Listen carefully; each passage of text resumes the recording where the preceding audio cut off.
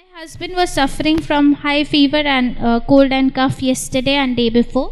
Brother Puneet कल और परसों बहुत हाई फीवर और सर्दी से तड़प रहे थे. He took medicines but it was not that effective. He did not feel very good after that. उन्होंने मेडिसिन लिया लेकिन उन्हें कोई भी अच्छे से ठीक नहीं लग रहा था. But we did breaking of bread yesterday. और हमने कल रोटी भोजन तोड़ा घर पे. He was not able to even sit for that. लेकिन उन्हें प्रार्थना में बैठने के लिए भी नहीं हो रहा था. But he received the body and blood of Christ. और उन्होंने ग्रहण किया रोटी को और लहू को. And immediately after that, in a while, he was perfectly fine. और कुछ ही पल में वो ठीक से सुरक्षित हो गए. इसलिए And after that, he was in the office till late night and even working today. After that, he is in office till late night.